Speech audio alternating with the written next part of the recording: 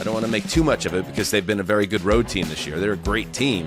But it could decide their season. I mean, the idea of the difference between having a bye and the playoffs going through you and having to win 3 straight road games could be life or death for teams.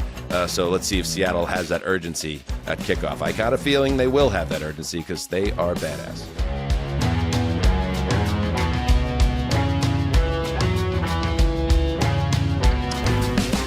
Hey-oh!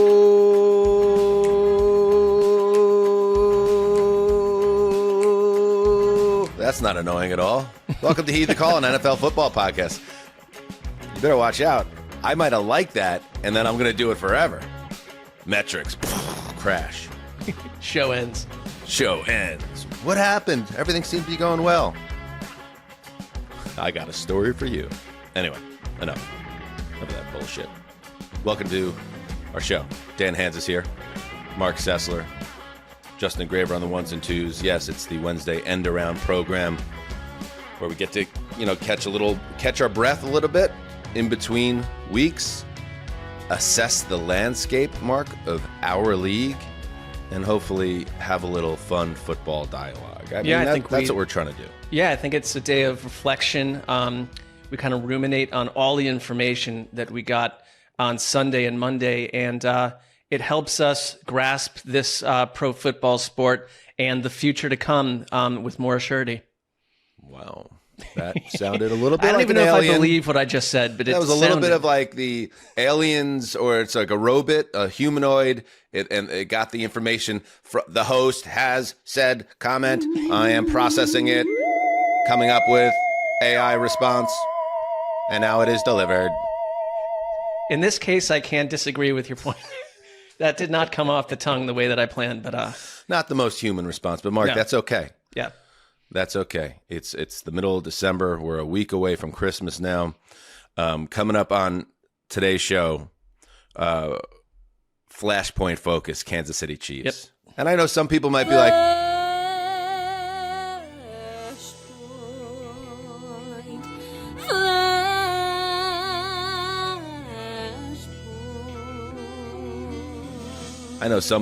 be like, why are we talking about the Chiefs? We finally have an opportunity to not talk about the Chiefs. And I understand that. Mm-hmm. But 2 counterpoints. One, with their season freshly over, and Patrick Mahomes, he gone. They're a hot story right now. And 2, we have one of the best beat reporters in the country who happens to cover the Kansas City Chiefs, who happens to be a friend of the show. Mark, best friend of the show, perhaps, Pete Sweeney. So you could do the math on this one. It's a perfect guess for the end-around. Well, and I think it's when everyone is thinking they're not a story, we're seeing it for what it is. The story is just beginning with what happens with this Chiefs team. So we're going to dig in. And if you're sick of the Chiefs, and many people are, I didn't have the same level of Chiefs exhaustion as a lot of people, and I think that was a product of the Patriots were that team for me. So almost any alternative seemed better for me. And in general, I just thought the Chiefs as a dynasty were a more likable lot. I know they seemed to get the benefit of a lot of officiating calls, it seemed, and things like that. But, Mahomes and Kelsey and Andy Reid and Spags, and it just was kind of a likable crew. And now they're kind of at a crossroads. So let's see. But to my point, you're probably sick of the Chiefs. If you're a fan of a team in the AFC North, AFC West, I know you're sick of the Chiefs. And keep this in mind. Once we have this conversation, at least in our show, but I think it will mirror this throughout the football coverage landscape, they're not even going to be on anyone's minds for the rest of the regular season and all the way through the playoffs, through the Super Bowl. You're about to get your break from the Chiefs that you've been waiting for a long time. Yeah, this is the bookend, and we're going to do it the way that we choose to. Okay. The right way. Also, we're going to end the show with the Thursday night preview. It's arguably the game of the year. At least if you look at the HTC Power Rankings, the number 1 Los Angeles Rams travel to Seattle to take on the number 2 Seahawks with huge ramifications. So we'll hit that at the bottom of the show. But before we get to that, I thought this would be a good ep, Mark, to put something on the Quiet Storm's plate. And let's have some fun with the season now, just 3 weeks left. Let's try, and this is always dangerous business, And Justin, I want you to join me on this because I'm not doing it alone. Do you understand me? I'm not going inside Marc Sessler's brain by myself. Hold my hand, Mark. Justin, put your hand on my hip. Remember when you had your crush? You would have your crush. Now I'm telling you a story. It's like directly about my own past, but like you really like this girl, and maybe it was more a platonic relationship from her perspective, but this was your chance. You always thought maybe you had a chance. So, let's go to the old, Halloween's coming up. Let's go to the pumpkin patch on a Saturday afternoon. The old pumpkin patch. Give me my music for this, Justin. Yeah, sometimes we'd go as the leaves turned in the fall. We go over to the pumpkin patch. There's that chill in the air, and you put on your fall coat with the girl that you love. And she loves you, but maybe not like that. But now you go into the haunted house, and she's scared, and she's holding on to you. For one brief moment, everything seems right. Until you come out into the harsh light of day, and she still sees you as just a friend. So wait a minute. So just a quick question on that. It feels accurate that she has only platonic feelings. And so your methodology is to somehow strike fear into her sensibility and heart, where she is forced to cling to you in a moment of destabilized mental activity. I don't like the use of the word force. But I think okay, she chose. Yeah, like just that sense of intimacy, like, oh, protect me. And it's like for that moment alone, it's tough out there on the streets when you're young and dating and trying to figure out how to run through that gauntlet of life. And I certainly struggled with it, and I'll try to help my own sons as they enter that portal. But they're not going to want to hear from dad. They're just going to have to learn it themselves. You know what I mean? But point being, Justin, hold me as we go through the haunted house of Mark's mind. Okay. Will do. Hold me so close. Yeah, we've prepared a little. Go ahead. It's a good day to play a little game on Wednesday. So, Justin, let's hit our opener here. Ooh. 3 truths and a lie inside the quiet storm. Check it out on YouTube. #30K.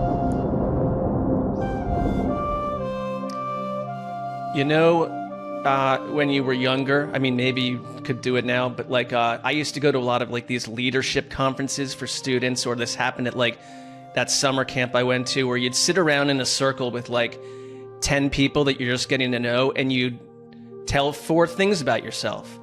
And in your world, you're pitching that all 4 are true.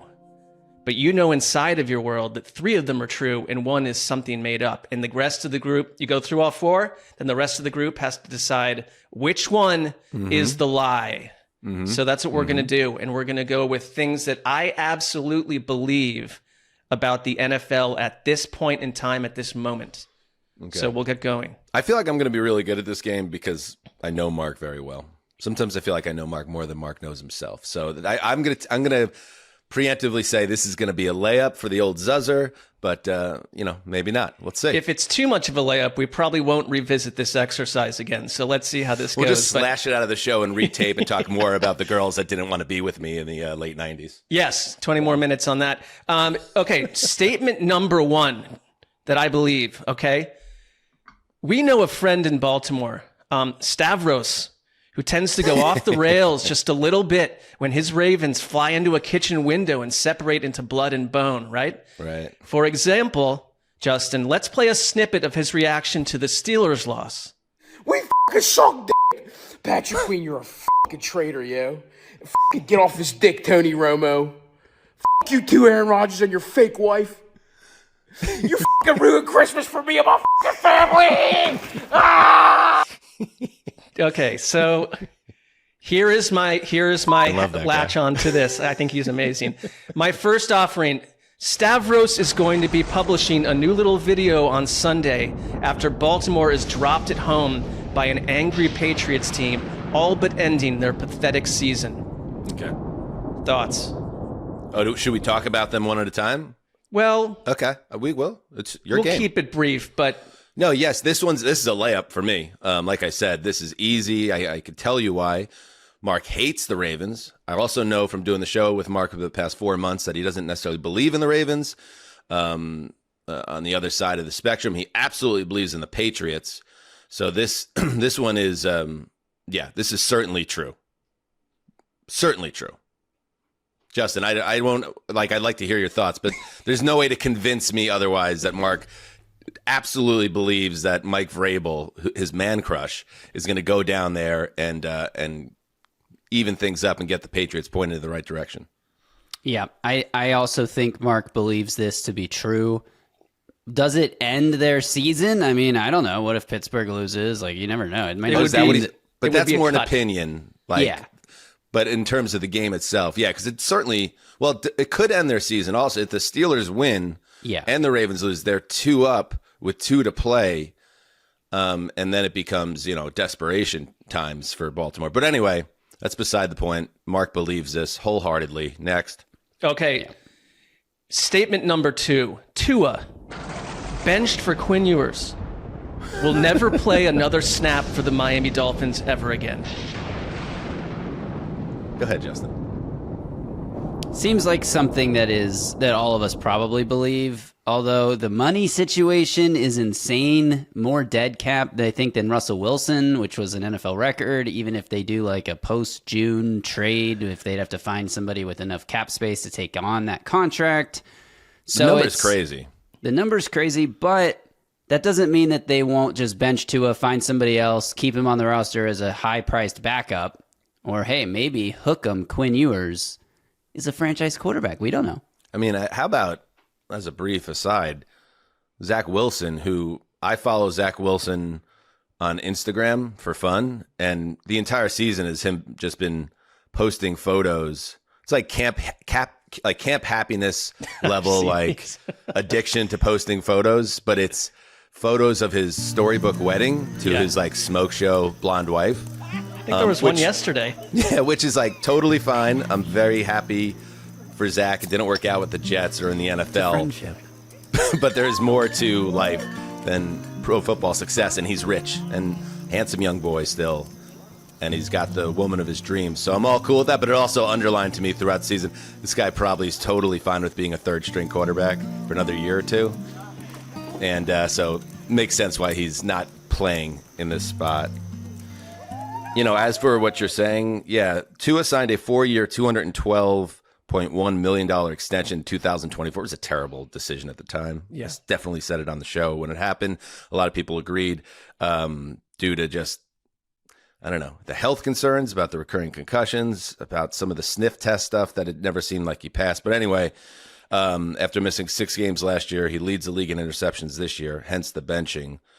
And he's guaranteed $54 million in 26. And as Justin alluded to, on March 15th next year, $3 million of his 27 salary will become guaranteed. If the Dolphins were to release him next year, the move would result in $99 million dead cap charge. Designating that move as a post-June 1st would lower that to 67.4 in 26 and 31.8 in 27. So that's a way to, split up the pain, but that's still a lot of pain. So I'm going to sit with that one. I want to hear the other two. Okay. I will say they do have a new GM coming in, and there's always a way to push this money down the road. I know it seems like undoable, but there always is. It could come down to, we'll get back to it. Go ahead. Yeah. Number 3. Okay. Statement number 3 that I believe, when the Rams lose again, Justin will be almost 5 months into his marriage with the lovely Jessica. And why don't you tell us when your wedding day is, Justin? May 9th, 2026. So 5 months from that would be June, July, August, September, October of next season. Almost 5 months. So in that range, though. Wow. So they win out, run through the playoffs, and take home a Lombardi. Who is this? The Rams, you said? The Rams. And then open probably 3 or 4-0. Yeah. I haven't heard Sessler cast any doubt on the Rams. They are the favorite. Are they the Vegas favorite right now, Justin? I believe they probably must be. They're the best team in football. Got to be them or all around. the Bills. Or Yeah, Seattle. I think you absolutely believe this. I would say I'm trying to think of some of Sessler's many pet teams this year. Like maybe he actually thinks it's the Packers, but no, now that Micah Parsons is out, he doesn't really like the Bills. He doesn't believe in them ultimately. I know he's got a hard on for the Patriots and Vrabel, but I don't think he sees them as the Super Bowl winner. All right, yeah, that's true as all. That's not quite as easy as the first one, but it's pretty easy to me that the Sess dog believes in the Rams as the best team in football. Okay. Let's do. Let's wrap The it up Rams with. are plus 320 as the favorite to win the Super Bowl. Yes. Wait, let's guess who's second. Hang on. That's I would actually a say- good question. I think it's. The desert. What would the I desert think it's say? the Bills, just because they love the Bills, even though it should be Seattle. Well, it's not they. It's where the money's going, Sess dog. Well, It's where the people with money's money going. love the Bills. All right, let me look at the our power rankings. I want to make sure I don't forget anybody here. I would say number 2, Seahawks. No, Packers definitely not. Patriot. But, yeah, to me, it's going to be either the Broncos or the Bills. I'm going to say just because you have to look at the odds of it, the Broncos have a very good chance of getting the bye and having home field through the playoffs, and for Right. that reason alone, I'm going to say they are number 2 in this. The Broncos and Bills are tied How about for that? the third best Oh. odds. The Seahawks are number 2 at plus 650. Oh, see, that surprises me. That many people are feeling bullish about Well, it's Sam not- Darnold winning the Super Bowl. I mean, and I think it's love the Sam overall Darnold, but- team, though. Yeah, it's not just about where the money's going. It's also their formulas, and then their Yeah. formulas are tweaked based on where the money's going. But yeah, Seattle Tweak your deserves it. formula in the old haunted Hey, house. this is the top 4 teams in the odds to win the Super Bowl are the same 4 teams at the top of the HTC Power Rankings. How about that for power and official? Hand Pretty on the good. pulse. All right, Sessler, one more. Right now, I have a pretty strong feeling where I'm going to go, unless this one makes it difficult. Let's see. Okay, the feisty little Saints will win out to go 7-10 and care not about the upcoming quarterback class. Okay, good job. I'm glad you see. That's good, Sessler, because I was afraid you were going to do something unserious there, and then it would be too easy. But now it's a little. No, these trickier. are truths, not fantasies. Do you think the Saints are going to win out? I just got to take a look at the schedule. All right. They're on a 2-game winning streak. They beat your beloved Bucks 24-20. They beat the Panthers 2017 at the gun with our Charlie Smythe. Home against the Jets, at the Titans. Yeah, okay. You believe this. It's got a little too easy, actually, because they have the softest schedule in the league to close the season. Home Jets, at Tennessee, at Atlanta. That's the only game they're that looks still even capable difficult. of dropping a game, but I think that they're pretty dialed in right now. And I like that. Like, as a team, and you should like it too, Ceci, as fans of teams looking for a quarterback, the more teams we can get out of that mix, Right. and Flush out them of the top 5, like they're 4-10 right now. If they finish 4-13, they could be a problem for teams like the Jets and Browns looking for a quarterback. While we're here, I was thinking about this, Mark.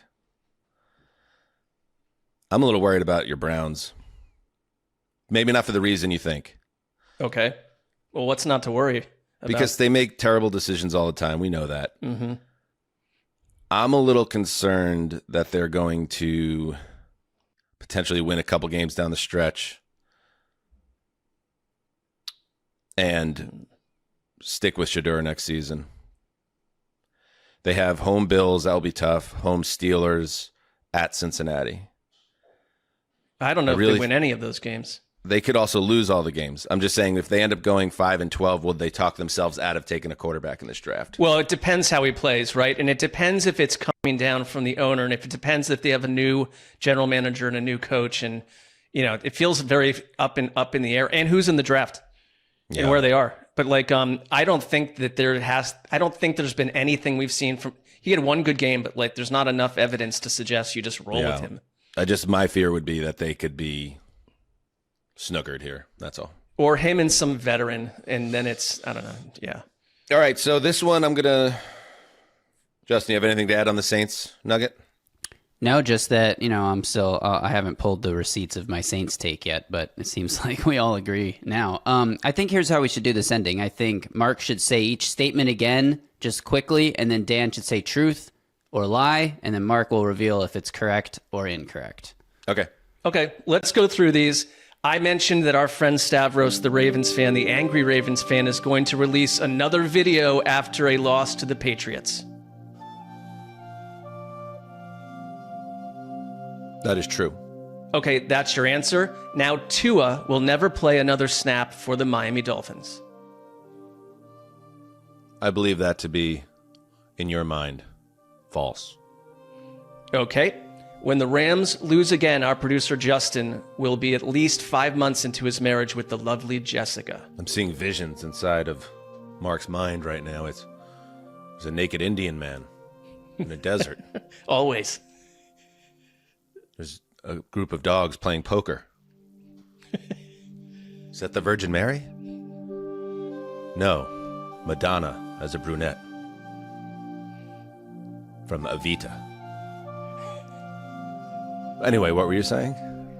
The Rams will not lose again until Justin is at least 5 months into his marriage with the lovely Jessica. That is true. Okay, and then the feisty little Saints will win out, go 7-10, and ignore quarterbacks in the upcoming draft. True. Do I know my Marky? You do not. What? What? I want you to know something. I genuinely believe this, and it is a growing development in my mind, because what I want to happen does not happen. Those plucky little Ravens are going to beat the Patriots, stay alive, Wow. and the New England Patriots are going to find their first bit of real, inner turmoil. And how do you bounce back? Back-to-back losses to the Bills and Ravens. I genuinely, if I would go put money on this is my sports lock of the week. I am willing to very potentially lock this up as my lock too. I'm all in on this. Ceci, I genuinely how could you not? believe. If we just went into your mind, the deepest recesses of your mind, it's a little person on a tricycle. Yes. It's Chevy Chase shaking hands with Gerald Ford. You must blind lock this. I absolutely will. I want you to know that I didn't just try to hoodwink you here. I wrote a bunch of these, and it's like this seeps through me as a truth, and I'm going to go all in on it. Is that the man with the creature in the bear costume in the hotel room from The Shining? Yes, we're definitely in Mark's mind. You got it right.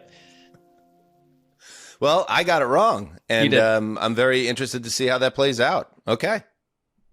Good stuff. Whew. Hold me, Justin. Hold me by the hips.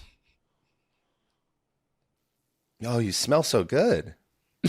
Okay. Are you wearing Fahrenheit? Calvin, All right. Texas and Let's take a break, and when we get back, Flashpoint Focus time.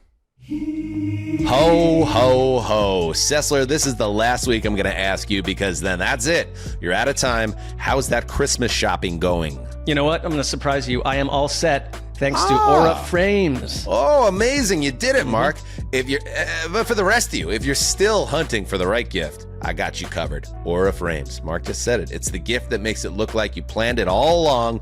Thoughtful, personal, and easy. Basically, the holiday trifecta. Yeah, Dan, as I told you last week, I always struggle to find a truly personal gift. For the people closest to me, you want something meaningful. I'm not trying to waste my money. I'm so proud of you, dude. Thank you. And you know, that's why Aura Frames is perfect. Last year, I gave an Aura frame to my parents. They loved it. I preloaded it with my old family photos, some vacation shots. You know, my parents just celebrated their 50th. I had like 400 photos to choose from. Bang!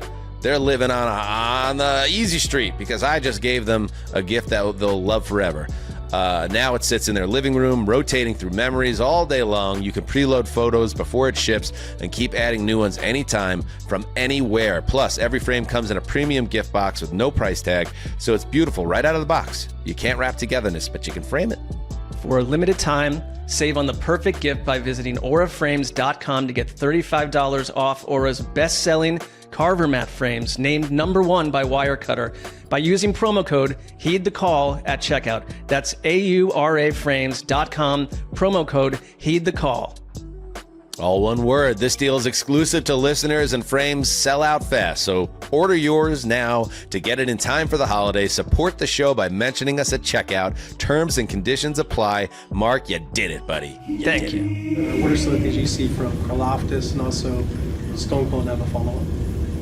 Who? What do you see from Karlaftis and Stone Cold Jones? I didn't know that's what people call them. That's what people call them? Oh, yes. Oh, cool. Yeah, CJ Stroud, a few weeks back, had no idea that Chris Jones, star defensive lineman of the Chiefs, was known as Stone Cold Chris Jones. And now I have some breaking news, Ceci. Okay. Oh my God, Justin. That was rough, Justin. Justin, are your fingers swollen? Did you slam them in a door? No, it's not about hitting the wrong button, knowing where the right button is. It's about not knowing which was the right button. Were you seeing more buttons than are actually there due to some guessing? It's Yeah, also vapage. about heavy weed use, but that's a side subject. I didn't know you were going to say How many breaking Sesslers news, do you see right now? 3 Sesslers and one of myself, and no one else. All right, so here's the breaking news. About to join us is... There you go, now you got it. The man that is... Well, play it, Justin. We always let the person we're talking to pick a new nickname for themselves. We knew you were a fan of wrestling, so we came up with 4 nicknames you can choose from. Okay. Stone Cold Chris Jones, the People's Champ Chris Jones, Superfly Chris Jones, or the Nature Boy Chris Jones. You know I gotta go with the 316. Stone Cold, baby. Did you see the Stone Cold challenge? I have not. Get on my Twitter and see it, baby. Oh my goodness. Stunning news. Old babyface Pete Sweeney and babyface Chris Jones. Yeah. In a one-on-one interview a few years back, it was Pete Sweeney that walked that nickname right up to Chris Jones and handed it to him. So we are ground zero for Stone Cold Jones. Pete, stunning news. Yeah, that was an electric interview, as they all were back in the day. 2016, I was working for the team at the time. I might have still been. Thank you. God, I feel so grateful. Yeah, I was working for the team at the time, and we would do these 10-question interviews. And we always did like a nickname thing. And I knew he liked wrestling, so I came up with one of them was, obviously, Smart. as you heard, Stone Cold Jones. He took to it, and the next thing we knew, his Twitter was changed, his social media was changed, and he started referring to himself as Stone Cold Jones. So I think, to your point, I'd heard the show, and that's why I texted you guys. I don't think a lot of people outside of Kansas City really know that nickname, but he does go with it for all social media now. Do you did that form between you and Chris Jones a friendship, a bond? Do you guys communicate about other life aspects outside of the sport? A lot of times when we want to interview either him or defensive lineman in the locker room, he raises the music louder, and that's really across the board. So it's hard to hear on our recorders. So I don't know, looking back, if it really changed anything for us. Yeah. Wait, he goes out of his way to make your job more difficult for no apparent reason? Is that what you're insinuating, Pete? It's kind of like a playing around with us more than... it's a bit. Yeah, a little bit of a bit. Hilarious. What a bit. I wouldn't go far. Yeah, and then this is only occasional. You know, to Jones's credit, he can sometimes be in a foul mood, and at the Chiefs, we've had some issues with players speaking because of how bad the season has gone, and this guy gets up there after every game and every Wednesday at the podium, so nothing but positivity on that front. But yeah, he likes to play with the media members, yeah. I want my defensive linemen, especially my all-pro defensive linemen, to kind of be dicks, at least some of the time. I want that edge. I have no problem with it. Let's talk about it all. Pete, Flashpoint Focus, our award-winning series.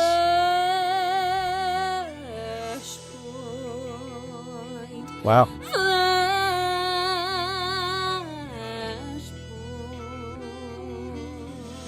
It's great to have her in studio with us. That's part of I was how about radio to say, works. I'd like to meet her. She sounds La nice. Sid. Yeah. Yeah, she's a wonderful woman. You know who that is? Okay. That's our former producer. Oh, La Sid. back in the day. Yeah, from back in the day. I remember that. I'm a long time listener. Yeah, she gets $12,000 $12,000 in royalties every time we play it, so we're up to a quarter of 100,000. Okay, we're up to 75 grand. Justin, we are an independent podcast. Cut that out. Right. Sorry. As a producer, I get the backs of the ones who came before me. Yeah, a knife in their backs. All right, let's get to it. Listen, Pete, what a strange time it is to be alive. And this is your first time you've covered this team, both from inside the walls of their building as a team employee to the Arrowhead Pride site, where you really made your bones in a lot of ways, to now as the beat reporter for the Kansas City Star, the paper of record there.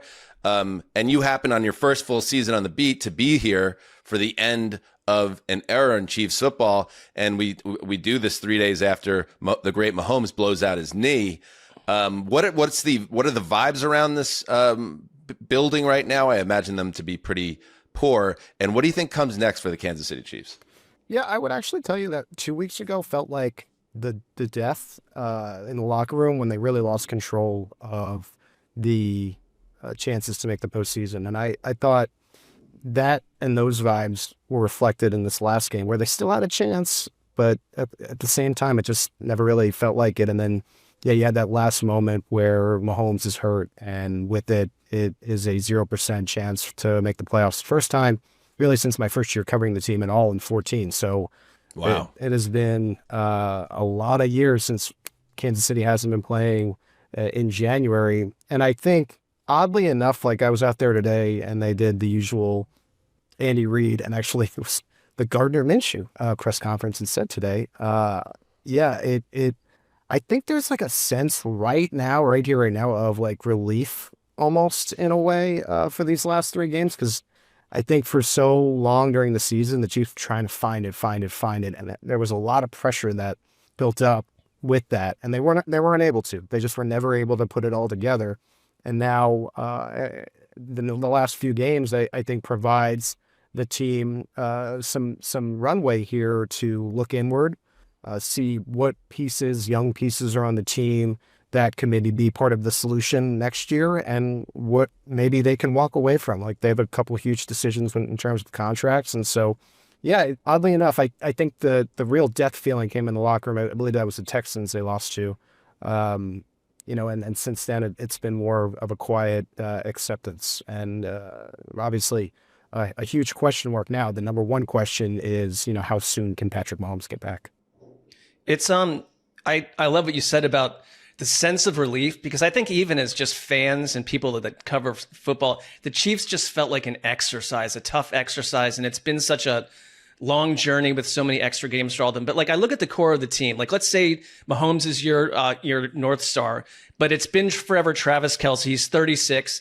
Even Chris Jones turns 32 in this offseason. Like when they look at what happened here, the Brett Veaches and the Andy Reids of the world, do you think that they view this, because people have compared it to like when the Patriots lost Brady in the middle of essentially two dynasties.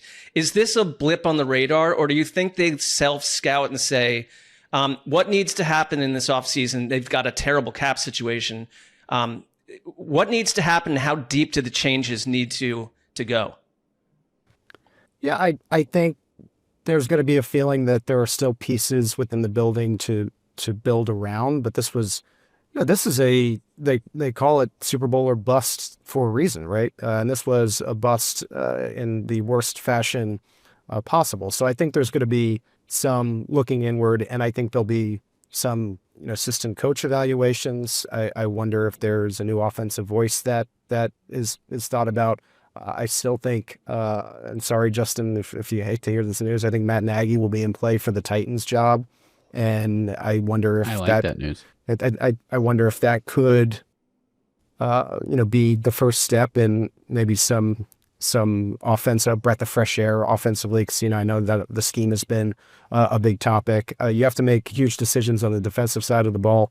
Trent McDuffie is up. And if you're being real, and I'm not saying the Chiefs can't make the postseason next year, but as far as being elite again, especially with Kelsey leaving, potentially McDuffie, Jones could have another year on his tires. I mean, you might be looking at 2027 to get back to that tier 1. And so I think you treat accordingly, right? Like maybe you'll have a top 15 draft pick. For maybe a trade back isn't the worst idea in the world. We stockpile these draft picks, and now you aim for 2027 to recoup it as a superpower. I do still want to go back to, and I don't want to throw away 2026. Like you have Patrick Mahomes, you have one of these quarterbacks like a Burrow or a Lamar Jackson or a Josh Allen. Regardless of who's around you, if you're in the dance, I think there's always a chance. But I think as far as that wire-to-wire superpower, you got to be looking to rebuild that for 27. Yeah, I mean, you just do some of the math of it, right? Like Mahomes suffers this injury in mid-December. It is, I don't know why this happens. I think sometimes that the initial reporting with this stuff is to make fans feel better. And then, like, I thought it was a little weird, Pete, how that report came out, I think, on Monday. Only an ACL injury, no more structural damage for Patrick Mahomes. And then a couple hours later, it's like, oh, by the way, his LCL also needed to be repaired. So it was two ligaments needed to be reattached or replaced or whatever they do, right? So that's a major surgery that comes with major rehab, and you do the math on it. It might not be, think back, you want to use the Brady example. Brady tears his ACL in September of 2008. And he is back for the next season, but he wasn't Tom Brady in 2009. And that team made it to the playoffs in 2009, but then got waxed by the Ravens in the wild card round. And the next season, I believe they were 14-2, and they kind of got back, and they were the number 1 seed before the Jets knocked them off at Foxborough. But stay on focus, Dan. Stay on topic. Yeah. I wonder if we're looking at the same thing, and maybe, and although I didn't agree with Connor's his comment about like this ACL injury for Mahomes is like almost like, I don't want to put words in his mouth, but almost a positive in terms of resetting things. I also see this as a chance for the Chiefs to take a deep breath and be like, let's maybe not go crazy with like a reload here and go nuts trying to get back to the summit next year when it might be kind of a work his way back year for Mahomes. So that makes a lot of sense to me, Pete. Like, what do you think is the number one thing on this roster, though, that has degraded in terms of position group? Well, I think, if Travis Kelce retires, that's going to be a big question because, I mean, for so many years, he garnered the attention of opposing defenses, and you could kind of play off him. And he's taken a step back in the last 2 or 3 years or so. The Chiefs have really, I think, had a hard time trying to find who that guy is going to be. I think they had high hopes for Rashee Rice this year. He's another one whose contract is going to be up and comes with all sorts of questions, and you really have to make a good decision on him as well. I think if I have to pick one, to me, it's this juice along the defensive line. Chris Jones is still a great player, but he commands a lot of double teams, and the thought process behind that is, okay, Chris Jones is being doubled, sometimes tripled. It should open up one-on-ones for George Karlaftis and a Mike Dana, maybe some of your other linemen like a Charles Omenihu.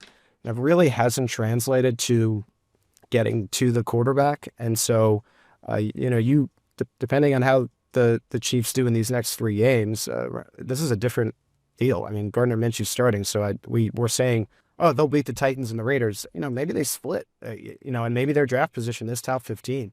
And maybe you finally have an opportunity while you have this great franchise quarterback who everyone believes in, but even as he comes off of injury, to get, instead of what would be the 5th defensive end off the board, a cornerback like McDuffie who just happens to drop in the 20s, so the trade is digestible. Maybe it is actually like, hey, this is the 2nd best defensive end on the board. Maybe this is the best defensive tackle. So, somehow he slipped all the way to like 13, 12, whatever they end up being. And so I think that pick, and we kind of said this on our Star podcast this week, that this pick is almost the biggest pick. That first round pick is the biggest pick maybe since Patrick Mahomes was drafted in 2017 for Kansas City. You look back on like Andy Reid when he left the Eagles, that it wasn't because he wasn't a great coach, I don't think anyone thought that. It was things just got kind of tired. It just felt like the end. Then bang, a week, like days later, he's doing his opening presser with the Chiefs, and it feels new. Obviously, Andy Reid and the Chiefs are going to stay together, but do you think that Andy Reid would look at himself or everything that's happened this season? Is it enough to suggest that Andy Reid needs to change or modernize or adjust a little bit? Or is it we're just going to keep doing what we've done because we need to get healthy and things will change and we'll restock the roster? Andy Reid's a big routine guy, and he doesn't like to change up much, but he does do evaluations at the end of every year and is honest with himself. And I go back to 2019 when the Chiefs still had a defensive coordinator, Bob Sutton, and Andy is sometimes loyal to a fault, but at that point he realized, we have to make a change here. And I think he'll be honest with himself. I call it a breath of fresh air. I mean, I still firmly believe that Reid is going to want to coach until Patrick Mahomes is no longer able to play. Now his health might give in, at a certain point where maybe he can't do it anymore. But as long as he's healthy, I think he'll want to continue. But I could see him being honest and saying, and especially if Nagy does get another opportunity, which he might, I think that is the perfect opportunity, the perfect segue to say, let's maybe bring in someone that maybe can think a little bit differently, and we can sort of reinvent the offense from that standpoint. I mean, you're looking at a very interesting 2026. As Dan kind of alluded to, you don't know when Mahomes is going to be back. I mean, he might not be back until week 5. So I think a very interesting thing will be, is Minshew going to be that guy that stays? He's only on the 1-year deal, will be a free agent, and runs the offense in the offseason and training camp if it comes to that? What if he has to start? How are you building the offense around that particular player? If it's not Minshew, maybe it's another veteran that will accept the backup role once Mahomes is healthy. You mentioned defensive line is something that might need to be focused on. Can this team get a running game back? I feel like that would really help the entire operation and Mahomes. That just feels like it's been lacking. I'd be curious to see if they invest in someone in free agency. I know the cap could make that tricky, or they prioritize it in the draft. Do you see running back as something that they could focus on in the upcoming year? Dan, maybe more so than Taylor Swift, Jeremiah Love is the hot name that fans are muttering in Kansas City. Everybody wants to see them go and take an elite running back. I won't go as far as to say that they'll burn that top pick on someone like that. I mean, I think their mistake was not drafting one of the Woody Markses or the Kyle Manon guys this year that were available for them. But I do think they'll need to address it both in the draft and potentially free agency. I think what's become a theme in the NFL is the second act for a lot of these running backs. You think they're just dead and buried, and then you see Josh Jacobs with the new team, Derrick Henry with the new team. And so I think that'll be on the table as well. But I think the first thing, and again, it does get a little trickier with the injury, is you got to restructure Mahomes. His number is huge. I think this was always the offseason that they were going to do that. And then you find, what room you can operate from there with the remaining cap that you have. Last thing, you have an open January. What does Sweenbaum do with all of a sudden you're not going to be covering a game in early February unless the Star is covering the game they send you. But, what are you going to do? It's a different reality for you. I don't know what I'm going to be able to do. That saying, I don't know what I'm doing with my hands. It is very weird to be thinking about January free-ish, right? We still have to write articles and begin to piece together, off-season decisions. But you could do it in your den. You could just do it in the warmth of your by the fireplace versus keep on the boxer briefs and have some coffee and hang out with the cat, Carmela Anthony. I don't know. There's a lot of cool places. If you look at a map, Kansas City is in the center of the country. So there's just a lot of drivable, cool cities that you don't even need to book a plane, especially you can work remote. There's not any media. So who knows? Maybe Colorado. I went to Denver. When I covered the Denver Broncos, I went to this speakeasy bar. It would just happen to be open after the game. I was looking for late bars. And the guy next to me, real weirdo, but he got French onion soup. And he's like, you got to have this French onion soup. And the Denver Broncos do media right. They really feed you well. But I'm like, I love French onion soup. And so I have it. They bring it out. There's braised pork rib within it was the heartiest, the most delicious. So I might have to just venture to Denver via car. Then we spend a few days out there, and the soup is seasonal, so there's only so many months you can get it. And I don't know if the audience is picking up what I'm picking up, but there's some DNA in the way that Pete likes to live his life that I know Sessler connects with. And it makes it all the more confusing why Marc continues to cold shoulder Pete in a social sense. He's very buddy-buddy when we're talking into microphones. But here's Pete, who has numerous times reached out to Marc about hangouts and things like that. Well, this is a fabrication. It certainly is not, as Pete will back me up on. Yeah, Marc texts at a postcard rate, and that's just one of the parts of our relationship that I've learned to accept. But I know eventually, at some point in the future, he will return it. He'll return. I'm a USPS texter. Mm-hmm. Just waiting by the phone or the mailbox for Marc Sessler to open up his heart once more. Pete, yes, disappointment. That's part of life, and trying to be friends with Marc, trying to get the Chiefs back to the playoffs. But there's always a brighter horizon, and we'll see if the Chiefs can make their way there in 26. Thank you. Yeah, no problem. And as always, go to the NBA Cup champions, the New York Knicks, and we'll jump on their journey. How about that? We're happy about it. Yeah. How about us winning the cup? My shirt's in the mail. I've never bought anything celebrating the Knicks in my life, and terrible looking shirt. Bought it anyway. No, you didn't, Pete. Excited for that. You got you bought they got you. That's how they get you, my friend. Yeah. Yeah, I find it'll be like a walking parody. Like it'll be like a walking joke where the NBA Cup champion... inside joke. I don't think that's how David Silver, is that his name? Nate Silver? No, who's in Adam. Beverly Hills 90210 and who's the commissioner of the NBA? Adam Silver. Adam Silver. I feel like Adam Silver, the money for the hat goes directly into his banking account. I'll leave you with this. Yeah. I was watching with a friend who didn't really know about the NBA too much. Why does his head look like that? And I said, that is one of the mysteries of the NBA, my friend. You don't know. You're talking about Brian Austin Green or the commissioner of the NBA? The commissioner, yeah. Oh, yeah. No, I agree. Nate Adam David Silver. He's got a... He's a little Palladian, a little sort of half alien, half human.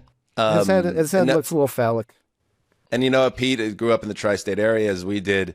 And as a Knicks fan, we have never seen really any level of success. So I was really bittersweet when they defeated the Spurs and played great. And that was something to be excited about. But when they're hoisting the trophy and they have the big thing on the Jumbotron, like Cup champions, I have this weird thing. And by the way, imagine if the NFL tried this shit, which they probably will down the line.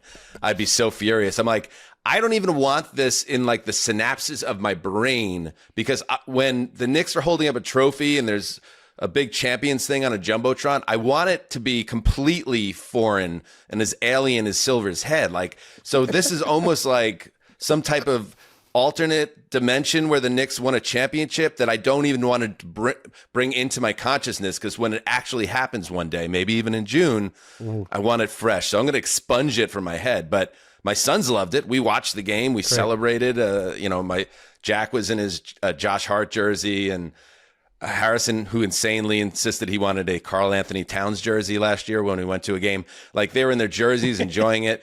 But it's for the kids, these trophies and the banners. I love the look on Pete's face when you announced what jersey Harrison got there. Cat is rough. Cat's a rough call. Yeah. Cat's rough. Love the NBA Cup. Don't love the Boise State courts. Could do without those. But aside is from this that. Flashpoint Focus, New York Knickerbockers? Okay. Yeah, I'll get out of here. I'll take care, guys.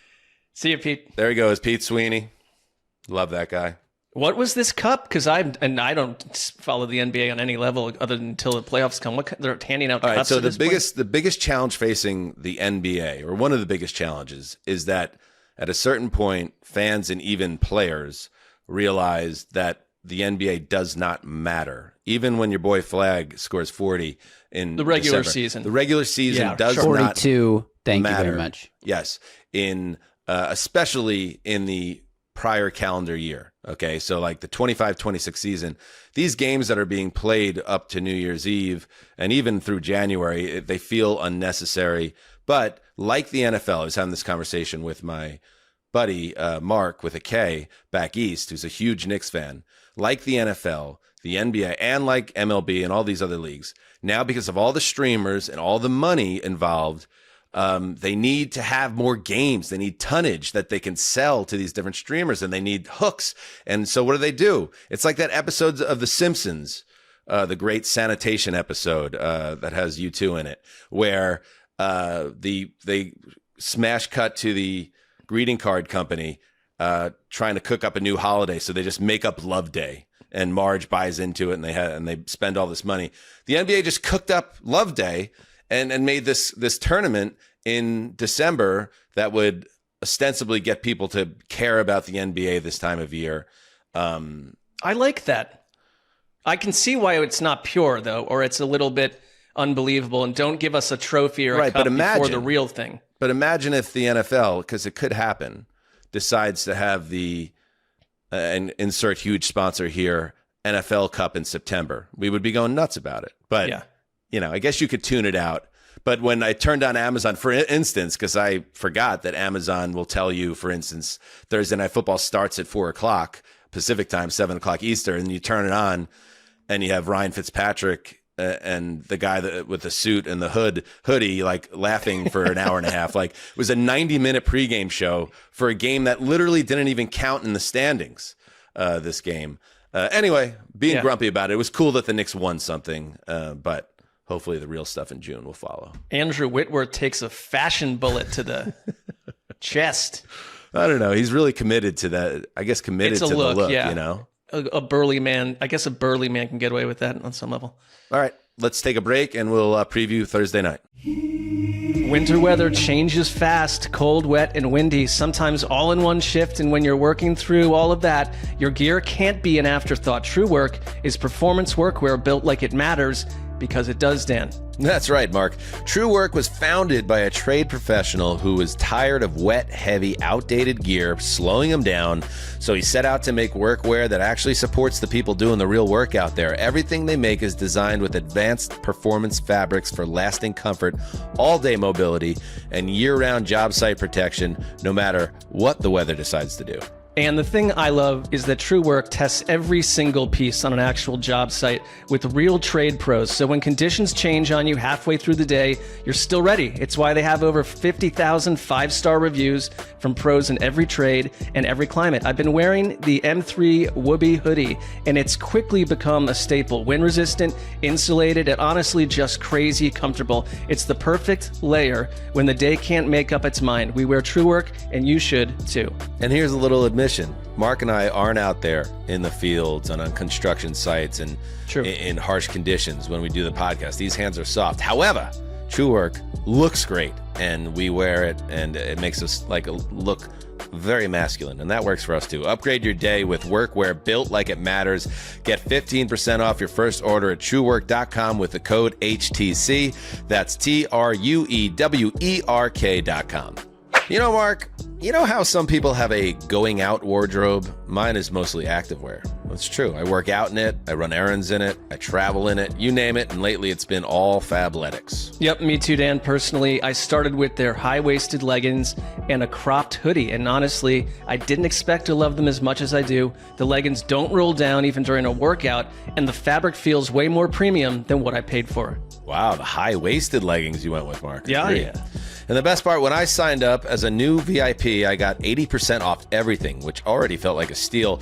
But the quality really surprised me. These pieces feel like, they feel like the kind of high-end activewear that you'd pay $200 for, but at a fraction of the price. And the joggers, they actually keep their shape after a full day of errands or even a long flight. I like wearing the joggers on a long flight. Some people are like, put a suit on. It's like, calm down. I'm about comfort. It also helps knowing that Fabletics has a community of over 2 million VIP members and more than 100 retail stores. You are about comfort. It's one of those brands that, once you try it, you get it. The comfort, the fit, the value. Honestly, I didn't realize how much I'd wear Fabletics until I tried it. Now it's basically my everyday gear. Fabletics already has amazing deals, but right now they're running their biggest sale of the year on top of that. Perfect timing with the holidays. And I've got an exclusive offer just for you, 80% off everything when you sign up as a VIP. Head to fabletics.com/HTC and sign up as a VIP to get 80% off everything. That's right. This is only available through our link. So go to fabletics.com/HTC to sign up as a VIP and get 80% off. That's fabletics.com/HTC. All right, we are back. It is arguably the game of the week, game of the year. In fact, inarguably, because it's the number 1 Los Angeles Rams in the HTC Power Rankings at the number 2 Seattle Seahawks. And when you take a look at the standings in the NFC West, the stakes are enormous. Both teams sitting at 11-3. That is the best mark in the NFC. So the winner of this game is in prime position to claim the top seed in the NFC, the bye, and the home field advantage that goes with it. And if you go back earlier in this season, the Rams defeated the Seahawks at home 21-19 about a month and a half ago. So if the Rams, which, matters big time, because if the Rams win this game, they essentially have a 2-game lead because they will have the tiebreaker on the Seattle Seahawks with 2 to play and the Falcons and Cardinals on their schedule. So it's essentially a T-shirt and hat day for the Rams on Thursday night. They win this game. They are the NFC West champions and almost certainly, given their schedule, barring an act of God, going to claim the number 1 seed. So, but it's all in front of Seattle right now, Ceci. They're in their building. They have an opportunity here, and if it could be, I don't want to make too much of it because they've been a very good road team this year. They're a great team, but it could decide their season. I mean, the idea of the difference between having a bye and games and the playoffs going through you and having to win 3 straight road games to get to the Super Bowl could be life or death for teams. So let's see if Seattle has that urgency at kickoff. I got a feeling they will have that urgency because they are badass. I do too. And I think when it's huge that it's a home game.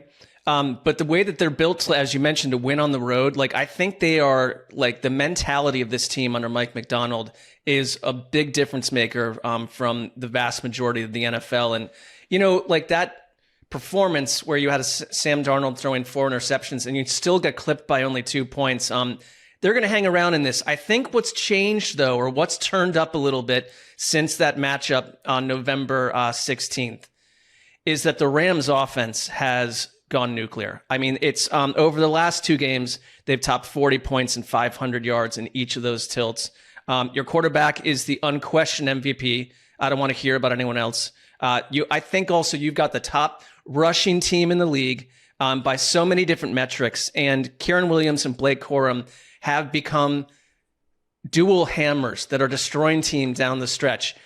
I don't know if we're going to get Devontae Adams in this, but this Rams offense is, to me, if they can go in and do what they normally do, which is going to be very tough against this defense, they're going to win this game. That's the way I feel. But it's the intellectual battle between Sean McVay and Mike Macdonald because the Seahawks defense is very tough to unspool and figure out. And they gave the Rams some problems last time they played. Yeah, I mean, I like the Rams in this game. We'll pick it, but, spoiler alert. To your point, what's the best thing going right now in this matchup? And it's the Los Angeles offense, which in 2 consecutive weeks have gone over 40 points and 500 yards. I think there's a very real battle going on for the MVP between Stafford and Josh Allen, especially if Allen continues to close the way he's doing as a wrecking ball of the football world. But Stafford, who's in a great situation, but he's also playing arguably the best football of his career behind the best running game in the league. They're the top rushing team in almost every category since midseason. So that they've leveled up in their running game.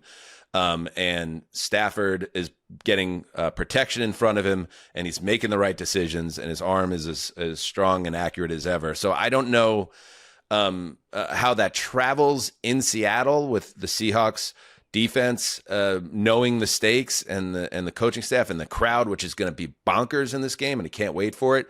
The Devontae Adams injury is it's a big one on a short week. I know there's a chance he plays in this game, as I understand it. Justin, if you could check in on that. He's not ruled out yet. It's not ruled out, but also if I was the Rams and the eye is the Super Bowl, I'd be very careful about running him out there 4 days after dropping in a heap a 32-year-old wide receiver, knowing the goal here is to win a game in February. But that's just me. They might deem this to be a risk worth taking. But even then, and we've talked about it a lot, Adams became the best goal line back in football this year with his patterns. That's actually eased off a little bit, and the running game is so good now that McVay can pick his poison down inside the 10 and kill you anyway. So it kind of comes down to, can Seattle neutralize Los Angeles' offense in any way? And then the big question is the Seattle offense, which, remember, even last week, it was just 6 field goals against the Colts at home.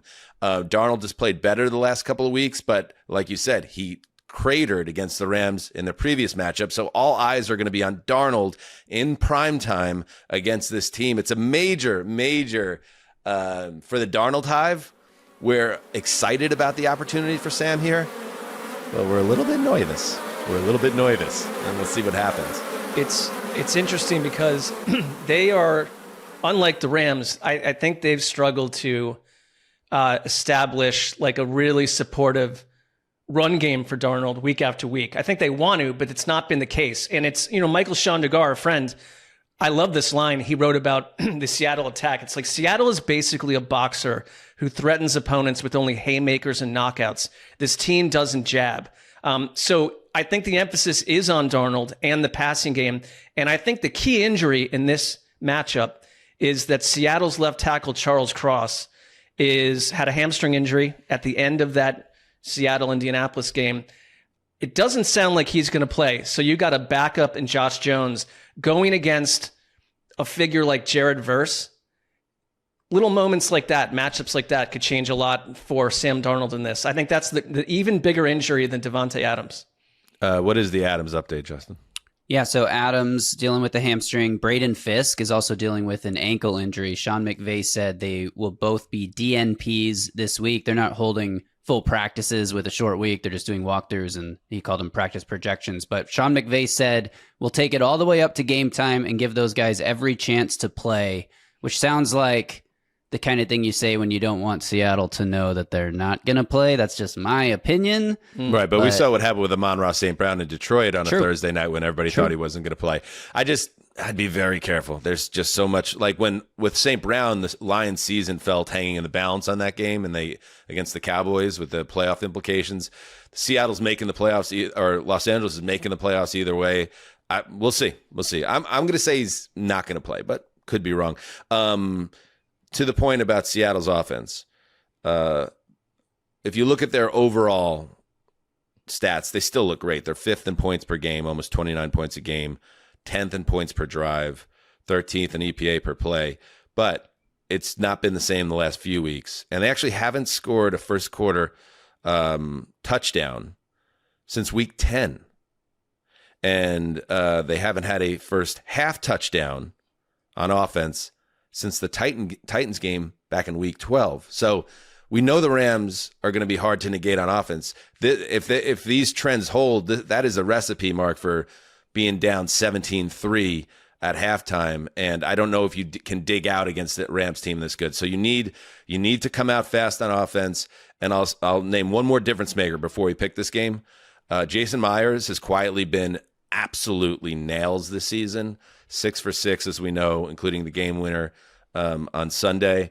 If this game gets close, the kicking game decidedly favors with the Seahawks over thicker kicker Mevis with the Rams, even though he's coming off a good game. We love thicker kicker. We like thicker kicker, but we love the season Myers is having. Let's pick this game, Mark.